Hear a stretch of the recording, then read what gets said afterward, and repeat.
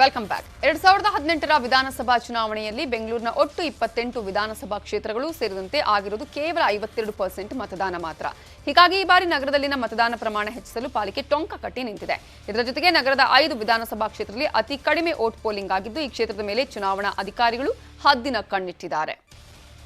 BBMP plan ಏನು ಅಂತ ನೋಡ್ತಾ ಹೋಗೋದಾದ್ರೆ ಸಂಘ ಸಂಸ್ಥೆಗಳ ಜೊತೆ ಮತದಾನದ ಅರಿವು ಮೂಡಿಸುವಂತಹ ಕೆಲಸ ಮಾಡೋದು, ವಾರ್ಡ್ ಮಟ್ಟದಲ್ಲಿ ಮತದಾನ ಜಾಗೃತಿಯನ್ನ ಮಾಡೋದು, ಕಸ ವಿಲೇವಾರಿ ವಾಹನದಲ್ಲಿ ಮೈಕ್ ಅಲ್ಲಿ ಅರಿವು ಮತದಾನಕ್ಕೆ ಮಾಡುವಂತಹ ವಿಚಾರ, ಹಾಗೆಯೇ ಗೈರಾಗದಂತೆ ಮತದಾರರಿಗೆ ಸೂಚನೆಯನ್ನ ಕೊಡುವುದು, ಜಂಟಿ ಆಯುಕ್ತರ ನೇತೃತ್ವದಲ್ಲಿ ಮತದಾನದ ಅರಿವು ಮೂಡಿಸುವುದು, ಮತದಾನ ಅರಿವು ಮೂಡಿಸುವಂತಹ ಕಾರ್ಯಕ್ರಮವನ್ನು ಆಯೋಜನೆ ಮಾಡುವುದು, ಕನಿಷ್ಠ 75% ಗಿಂತಲೂ ಹೆಚ್ಚಿನ ಮತದಾನ ಆಗಬೇಕು, ಅದರ ಪ್ರಯತ್ನವನ್ನ ಮಾಡಬೇಕು ಅಂತ ಹೇಳಿ ಈಗಾಗಲೇ ಅರಿವು ಮೂಡಿಸುವಂತಹ ಕೆಲಸವನ್ನ ಬಿಬಿಎಂಪಿ ಮಾಡ್ತಾ ಇದೆ.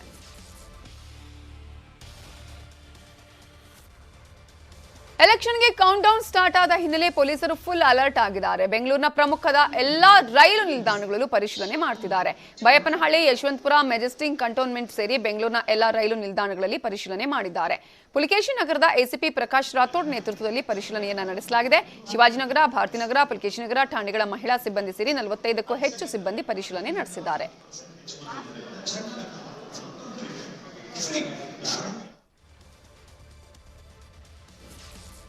ಬೆಂಗಳೂರಲ್ಲಿ ಬಸವನಗುಡಿ ಪೊಲೀಸರು ದಾಖಲೆ ಇಲ್ಲದೆ ಸಾಗಿಸ್ತಾ ಇದ್ದ 18 ಲಕ್ಷ ಹಣ ಸೀಸ್ ಮಾಡಿದ್ದಾರೆ. ಕ್ರೇಟಾ ಕಾರಲ್ಲಿ ಹಣ ತಗೊಂಡು ಹೋಗ್ತಿದ್ದ ವೇಳೆ ಪೊಲೀಸರು ತಪಾಸಣೆ ನಡೆಸಿದ್ದಾರೆ.